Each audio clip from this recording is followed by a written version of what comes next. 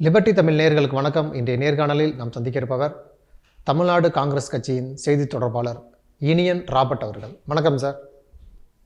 வணக்கம் சார். உச்சநீதிமன்றம் இன்றைக்கு ஒரு முக்கியமான தீர்ப்பு வழங்கியிருக்கிறது நம்ம பார்க்குறோம். அரவிந்த் கெஜ்ரிவால் வழக்குல இது போன்ற தீர்ப்புகள் வழங்கியிருக்கிறாங்க. இதற்கு முன்பு அரவிந்த் கெஜ்ரிவால் அவர்களுக்கு அந்த ஜாமீன் வழங்கியதையே ஒரு சிறந்த முன்னுதாரணமாக இந்தியா கூட்டணி தலைவர்கள்லாம் சிலாகித்து பேசுறத நம்ம பார்த்தோம். இன்றைக்கு ஒருவரை கைது செய்யும் முன்பு நீதிமன்றத்தின் அனுமதி பெற வேண்டும் அப்படின்னு சொல்லியிருக்கிறாங்க. எடுத்த உடனேயே அமலாக்கத்துறையால கைது நடவடிக்கையில இறங்க முடியாது. குற்றப்பத்திரிகை தாக்கல் பண்ணாலும் நீதிமன்றத்தின் அனுமதி கிடைத்த பிறகே அமலாக்கத்துறையின் கைது நடவடிக்கை வேண்டும்னு ஒரு தீர்ப்பு வந்திருக்குல்ல. இந்த தீர்ப்பை நீங்க எப்படி பாக்குறீங்க?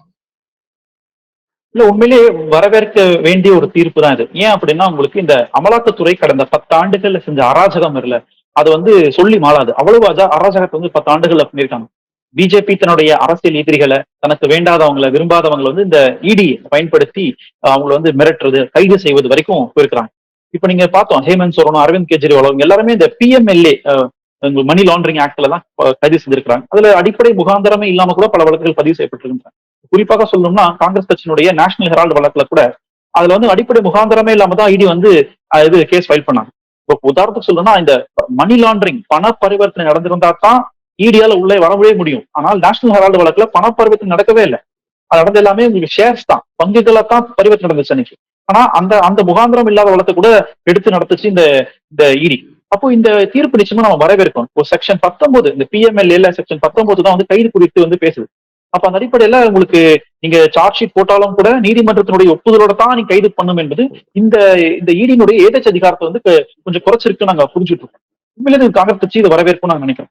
பொருளாதார நிபுணர் பரகல பிரபாகர் அவர்கள் தி ஒயர் பத்திரிகைக்கு ஒரு பேட்டி அளிச்சிருக்கிறார். அதாவது, ஒருவேளை ஆட்சி மாற்றம் ஏற்பட்டால் பல்வேறு விஷயங்கள் நடைபெற வாய்ப்பு இருக்குன்னு சொல்றாரு. அதுல முக்கியமா ரஃபேல் ஊழல் குறித்து விசாரிக்கப்படும், பிஎம் நிதி அது சம்பந்தமாக விசாரணை நடத்தப்படும், முக்கியமாக பெகாசஸ் பத்திரிகையாளர் உளவு பார்க்க பயன்படுத்த அந்த பெகாசஸ் குறித்தும் விசாரணை நடத்தப்படும்னு சொல்லியிருக்கிறார்ல.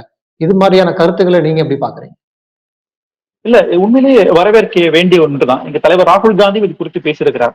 இப்ப நீங்க இந்த பிஎம் கேர்ஸ் நிதி ஒரு மிகப்பெரிய ஊழல், இந்தியாவிலே நடந்த மிகப்பெரிய ஊழல் தான் பிஎம் கேர்ஸ் தான். சித்த பிணங்களை காமிச்சு இந்திய அரசு, ஒன்றிய அரசு கார்பரேட் கம்பெனிகள் கிட்ட சிஎஸ்ஆர் ஃபண்டிங் மூலமாக பணத்தை வாங்கியிருந்தாங்க. அதே மாதிரி அரசு துறையில வேலை பார்க்கக்கூடிய அரசு அதிகாரிகள், அரசு ஊழியர்கள், இவங்களுடைய சம்பளத்துல இருந்து கூட ஒரு பங்கு இந்த பிஎம் கேர்ஸுக்கு போச்சு. அது மட்டும் இல்லாம நிறைய மனிதர்கள், நம்ம இந்திய குடிமக்கள் நிறைய பேர் தன்னார்வத்தோட நிதி அனுப்பிச்சிருந்தாங்க. அப்போ ஒரு கொரோனா காலகட்டத்துல ஒரு திட்டம் கொண்டு வராங்க, அதுக்கு பிஎம் கேர்ஸ் பேர் வைக்கிறாங்க. அப்போ மனிதநேயத்தோட செயல்பட வேண்டிய ஒரு திட்டம் இன்னைக்கு வரைக்கும் வெளிப்படைத்தன்மை இல்லாம இருக்கு. ஏற்கனவே பிரைம் மினிஸ்டர் ரிலீஃப் ஃபண்ட் ஒன்று இருக்கு, பிஎம் ரிலீஃப் ஃபண்ட் ஒன்றிய அரசுல இருக்கு, நேரு காலத்தில் உருவாக்கப்பட்ட ஒரு ரிலீஃப் ஃபண்ட். அந்த ஃபண்ட் இருக்கும்போது இவங்க என்ன பண்றாங்கன்னா, அதுக்கு பேரலா ஒண்ணு உருவாக்குறாங்க, அதுதான் பிஎம் கேர்ஸ். அதை உருவாக்கிட்டு என்ன சொல்றாங்கன்னா, இது தகவல் அறிவு உரிமை சட்டத்துக்குள்ள வராதுன்றாங்க, இது ஆர்டிஐக்குள்ள வராது, எவ்வளவு பணம் நாங்க சொல்ல மாட்டோம், இது வெளிப்படைத்தன்மை இல்லாம தான் இருக்கும் அப்படின்றத பதிவு பண்ணிட்டாங்க. அப்ப நாங்க என்ன கேட்கிறோம்னா, எவ்வளவு பணம் இது வரைக்கும் பிஎம் கேர்ஸுக்கு வந்திருக்கு, எவ்வளவு பணம் செலவு பண்ணிருக்கீங்க, எதுக்கு செலவு பண்ணிருக்கீங்கன்ற ஒரு வெள்ளை அறிக்கை உங்களால கொடுக்க முடியுமா அப்படின்றத காங்கிரஸ் கட்சி தொடர்ச்சியா முதல்ல இருந்து கேட்டுக்கிட்டே இருக்கு. ஆனா இன்னைக்கு வரைக்கும் பிரதமர் குறித்து வாயும் திறக்கல, மூச்சும் விடல. ஆனா பேர் மட்டும் பிஎம் கேர்ஸ் வச்சிருக்காரு. ஆனா ஆக்சுவலி பிஎம் டோன்ட் கேர்ஸ் தான் உண்மையா இருக்கு. அப்போ இன்றைக்கு பிரகலாத் பிரபாகர் சொல்லக்கூடிய கருத்து உண்மையிலேயே ஒரு வரவேற்க வேண்டிய கருத்து. நீங்க இந்த 10 ஆண்டுகள் நடந்த ஊழல் என்னன்றத அடுத்த அரசு வந்தாதான் தெரியும் உங்களுக்கு. இது மட்டும் இல்ல, நீங்க இன்னும் ஏகப்பட்ட விஷயங்களை நீங்க சொல்லிக்கிட்டே போகலாம். எலக்ட்ரல் பாண்ட்ஸ்ல கூட நிறைய வெளிப்படைத்தன்மை இல்லாம தான் இருக்கு. அதே மாதிரி பெகாசஸ்ல கூட யாருக்கு வாங்கினாங்க, என்ன வாங்கினாங்கன்றதுக்கான டாக்குமெண்ட்ஸ், ஃபைல்ஸ் எல்லாம் நம்ம கிட்ட கிடைக்கிறதே இல்லை. இன்னும் ரஃபேலோட ஃபைலே காணாம போச்சு பாராளுமன்றத்துல. உண்மையிலே காணாம போயிருக்கிறதா இல்லைன்னா உள்ள பதுக்கி வச்சிருக்காங்களா என்பதை அடுத்து அரசு வந்தா தான் அதை தோண்டி எடுக்க முடியும். அப்போ உங்களுக்கு இந்த பிஜேபி 10 ஆண்டுகள் வெளிப்படைத்தன்மை இல்லாமல் செயல்பட்ட ஒரு அரசு என்பது அடுத்த ஒரு அரசு நிரூபிக்கும்ன்றத பதிவு பண்றாங்க. அரவிந்த் கெஜ்ரிவால் அவருடைய கருத்து ரொம்ப முக்கியமா பார்க்கப்படுது. அவர் சொல்லியிருக்கிறாரு, அதாவது உத்தரப்பிரதேசம், ராஜஸ்தான், பீகார் உள்ளிட்ட 10 மாநிலங்கள்ல பாஜக பெரும்பான்மையாக வெற்றி பெற்றது. அது கடந்த காலங்கள். இப்ப உள்ள எலெக்ஷன் ட்ரெண்டை பாத்தீங்கன்னா, பாஜகவுக்கு 200 தொகுதிகளே கிடைக்க ரொம்ப கஷ்டம். இந்த 10 மாநிலங்கள் பாஜகவுக்கு ரொம்ப பின்னடைவா இருக்கும்னு அவர் ஒரு கருத்து சொல்லியிருக்காருல்ல. இதை நீங்க எப்படி பாக்குறீங்க? இல்ல, உண்மைதான். இதையும் நாங்க காங்கிரஸ் கட்சி முதல்ல இருந்து பதிவு பண்ணிட்டே இருக்கோம். உங்களுக்கு இந்தியாவில போன 2019 அல்லது 2014 வாங்கின அதே தொகுதிகளை பிஜேபி பல மாநிலங்கள வாங்காது. அது ஹரியானா, பஞ்சாப், டெல்லி, பீகார், உத்தரப்பிரதேஷ், கர்நாடகா, மகாராஷ்டிரா, தெலுங்கானா போன்ற மாநிலங்கள்ல போன முறை சென்ற முறை வாங்குற தொகுதிகளை இந்த முறை பிஜேபி உறுதியாக வாங்க முடியாது. அதற்கு பல காரணங்கள் உண்டு. 10 ஆண்டுகள் ஆட்சியினுடைய ஆன்டி இன்கம்பன்சி, மோடியினுடைய செயலாற்று தன்மை, அது மாதிரி பல விஷயங்கள் நீங்க சொல்லிட்டே போலாம். இப்போ குறிப்பாக இந்த 2ஆம் கட்ட தேர்தலுக்கு பிறகு ஒரு மதவாதம் குறித்து தீவிரம் பேசியிருக்கிறாரு. அதுவும் பேக் ஃபயரா இருக்குது. அப்போ இந்த விஷயங்கள்லாம் வச்சு பார்க்கும் பொழுது உறுதியாக எங்களால வந்து இந்த முறை பிஜேபி நினைக்கக்கூடிய கற்பனை செய்யக்கூடிய 400 தொகுதிகள் என்பது சான்ஸே இல்லை. இந்த 400 தொகுதிகள் என்பது 2ஆம் கட்ட தேர்தலில் முடிஞ்சு போச்சு. 2ஆம் கட்ட தேர்தலில் 190 தொகுதிகள்ல 140 தொகுதிகள் இந்தியா கூட்டணி வெற்றி பெறும் வச்சுப்போமே. ஏன் அப்படின்னா உங்களுக்கு தென்னிந்தியாவில பலமா இருக்கக்கூடிய இந்தியா கூட்டணி 140 தொகுதிகள் பிஜேபி முதல் 2 ரவுண்ட்லயே வரலன்னா 400 சான்ஸே இல்ல. அப்போ அந்த அடிப்படையில நீங்க இத்தனை மாநிலங்கள்ல குறிப்பாக பிஜேபி தன்னை வந்து வலுவாக நினைத்துக் கொள்கின்ற மாநிலங்களையே பிஜேபிக்கு ஸ்கோப் இல்லைன்னா அப்போ அடுத்த முறை ஜூன் 4ஆம் தேதி ஆட்சி மாற்றம் உறுதியாகிவிட்டது. அதனாலதான் பிரதமர் பதறி போய் நேற்று மாத்தி பேசுறாரு. எனக்கு மதவாதம்னா என்னன்னே தெரியாது, நான் ஒருபோதும் இஸ்லாமியர்களை நான் வந்து தவறா பேசுனதே கிடையாது அப்படின்னு நேற்று வந்து ஒரு பச்சை பொய்ய சொல்றாரு. மனசாட்சியெல்லாம் ஒரு பச்சை பொய் சொல்றாரு. நான் வெளிப்படையா 1000 குற்றச்சாட்டு வைப்பேன். இதே நரேந்திர மோடி தான் ஒரு நேர்காணல்ல கேட்கும்போது கேட்கறாங்க, குஜராத் கலவரத்துக்கு இன்னைக்கு கேட்கறாங்க, ஒரு மீடியால கேட்கறாரு. என்ன சொல்றாருன்னா, இஸ்லாமியர்கள் எப்படின்னா என் வண்டியில ஒரு நாய் அடிபட்டுச்சுன்னா எப்படியோ அந்த மாதிரி தான் நான் பாக்குறேன் அப்படின்னு ஒரு சமூகத்தை ஒரு நாயுடன் ஒப்பிட்டு செய்து பேசியவர் இந்த பிரதமர். அவ்வளவு கீழ்த்தரமான ஒரு நபர் இவர். அதே மாதிரி கொரோனா காலகட்டத்துல நீங்க பாத்தீங்கன்னா கொரோனாவை பரப்பியது இஸ்லாமியர்கள் சொன்னாங்க. நம்ம மறந்துடக்கூடாது. கொரோனாவை பரப்பியது தப்லிகி ஜமாத்துன்னு சொன்னாங்க. அதை வட இந்திய ஊடகங்கள் அதை பெரிதுபடுத்தி பேசினாங்க.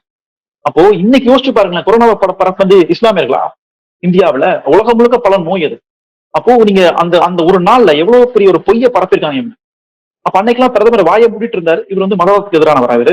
இவர் வந்து அனைவருக்குமான பிரதமரா இவரு அப்படின்னு ஒரு கேள்வி இருக்குல்ல அவர்கிட்ட. அப்போ இந்த பிரதமர் வந்து இவர் இந்தியாவுக்கான பிரதமரே கிடையாது.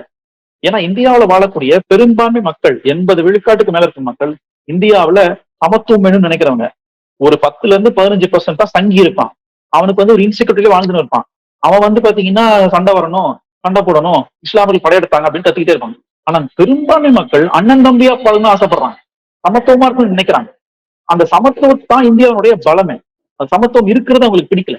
அப்போ நேத்து ஏன் சரண்டர் ஆகிறாருன்னா, நேத்து பிரதமர் ஏன் வந்து எனக்கு மதவாதம்னு என்னன்னே தெரியாது அப்படின்னு சரண்டர் ஆகிறாருன்னா, அவர் இந்தியாவினுடைய உண்மையான கேரக்டரை புரிஞ்சுக்கிட்டார். 2014 அவர் ஓட்டு போட்டது மதவாதத்துக்கு கிடையாது.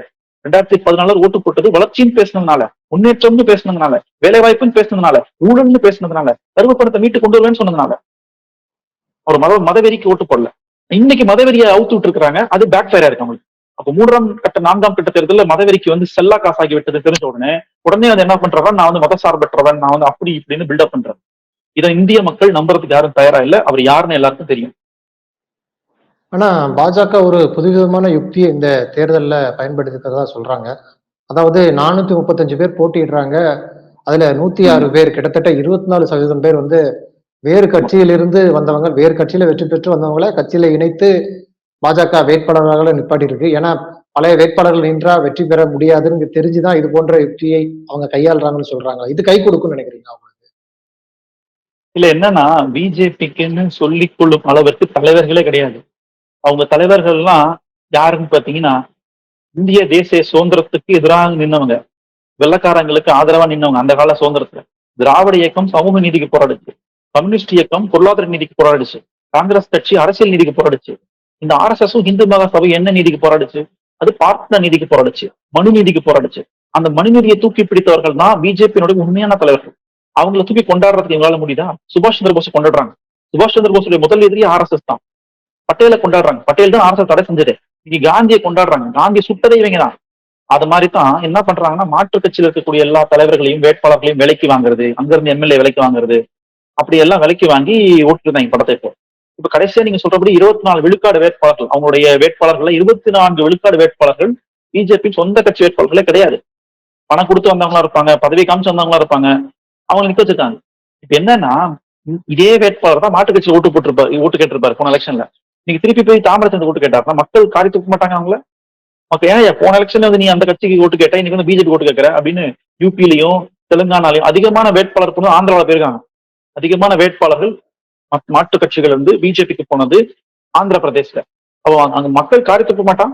அப்ப அந்த அடிப்படையில வந்து நிச்சயமா வந்து உங்களுக்கு அந்த வேட்பாளர்கள் வெற்றி பெறுவதற்கு போவதே இல்லை. இன்னும் சொல்ல போனா அதுதான் பிஜேபியினுடைய பலவீனமாக மாறப்போகுது.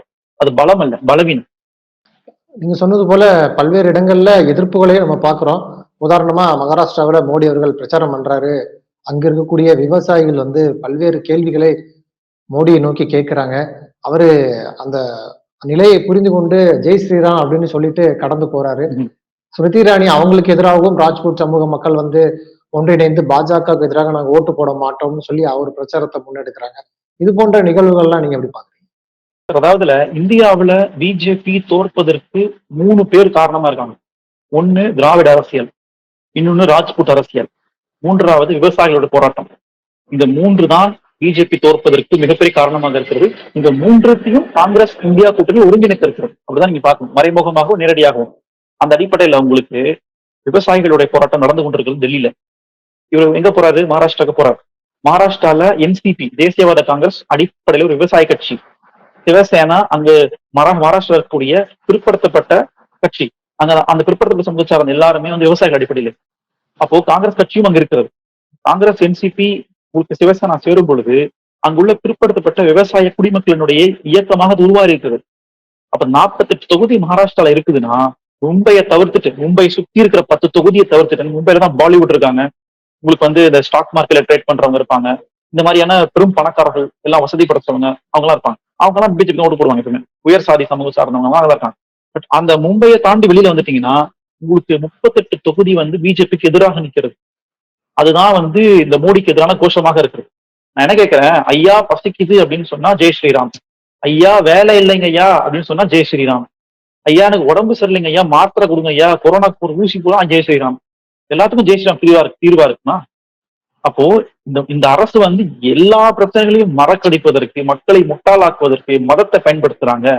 ஆன்மீகம் வேற அரசியல் வேற. ஆன்மீகத்தை அரசியல் அப்ளை பண்ணி மக்களை முட்டாளாக்க முயற்சி பண்றாங்க. நல்ல எடுத்துக்காட்டு. ஏற்கனவே நம்ம தமிழ்நாட்டு ஒரு அமைச்சர் இருந்தார், எல் முருகன் ஒருத்தர். இப்படித்தான் ஒருத்தர் கேள்வி கேட்க போனாங்க. அன்னைக்கு அவர் ஜெய் ஸ்ரீராம் ஓடிட்டார். அவர் பாட்டில் இல்லவர். அதனுடைய நீச்சத்தை நீங்க பிரதமர் வந்து பேசியிருக்காருன்னு வச்சுக்கோங்களேன். 2வது உங்களுக்கு வட இந்தியால இந்த ராஜ்புட்டுடைய போராட்டம் வந்து மிகப்பெரிய போராட்டம். இந்த ராஜ்புட் சமூகம் மிகப்பெரிய சத்திரிய சமூகம். எல்லா முறையும் ராஜ்புத்தர்கள் யாருக்கு ஆதரவு தெரிவிக்கிறாங்களோ அவங்க ஆட்சியில் வந்திருக்காங்க. அந்த அடிப்படையில இந்த முறை வந்து ராஜபுத்திரர்கள் நம்ம பிஜேபி ஓட்டு போட மாட்டோம்னு சொல்லிட்டாங்கன்னா அப்ப அந்த ஓட்டு யாருக்கு வரப்போகுதுன்னு தெரிஞ்சிடும். ராஜஸ்தான்ல, உத்தரப்பிரதேஷ்ல, மத்திய பிரதேஷ்ல, மகாராஷ்டிரால, குஜராத்ல இந்த பகுதிகளில் வாழக்கூடிய ஒரு மிகப்பெரிய ராஜ வம்சாவளியை சார்ந்த சத்திரிய வம்சம் தான் இந்த இந்த ராஜபுத்திரர்கள். அவங்க வந்து மிக தெளிவான நிலைப்பாட்டுக்கு வந்துட்டாங்க. நான் இந்த முறை வந்து ஓட்டு போட மாட்டோம். அப்போ இந்த மாதிரி நிலைமை வச்சுக்கிட்டு நாங்க யூபியில 80 சீட்டு ஜெயிப்போம்னு குதிச்சிங்கன்னா அதே வாய்ப்பு இருக்கா உங்களுக்கு? யூபியில இருக்கக்கூடிய பெரும்பான்மை சமூகம் யாதவ் சமூகம், குர்மி சமூகம், ராஜ்புத்திர சமூகம். இந்த 3 சமூகங்களும் ஓட்டு போடலைன்னா, ஏன்னா யாதவ் சமூகத்தை அகிலேஷ் யாதவும் தேஜஸ்வி யாதவும் பிரிச்சிருக்காங்க. குர்மி சமூக ஓட்டு காங்கிரஸ் வருது. அப்னா தால் மூலமா காங்கிரஸ் கட்சிக்கு வருது. அது ராஜபுத்திரங்களும் எதிராக நிக்கிறாங்க. ஜாட்டுகளும் எதிராக நிக்கிறாங்க. ஜாட்டுகளும் விவசாய சமூகம் அவங்களும் எதிராக நிக்கிறாங்க. இஸ்லாமியர்கள் 19% ஓட்டு போட போறது இல்ல. அப்ப யாரும் ஓட்டு போட போறா? அப்ப ஓட்டே இல்லாம என்ன சொல்றாங்கன்னா நான் 80 ஒரு பூச்சிட்டு இருக்காங்க. எழுதி வச்சுக்கோங்க. இந்தியா கூட்டணி யூபியில 40+ இந்தியா கூட்டணிக்கு பெறப்போகிறது என்பது எழுதி வச்சுக்கோங்க. நன்றி சார். நிறைய பயனுள்ள தகவல்களை நேயர்களுக்கு சொல்லியிருக்கீங்க. உங்களுடைய நேரத்துக்கு மிக்க நன்றி. நன்றி சார். தேங்க்யூ.